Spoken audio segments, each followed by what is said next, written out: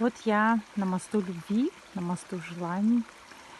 И все, кто меня просил, чтобы я завязала вам ниточки, я для вас это сделала. И пусть ваше желание исполняется самым наилучшим, экологичным образом в лучшее для вас время. Берегите себя, берегите друг друга, будьте счастливы. Вот такое прекрасное место. И скоро вы здесь.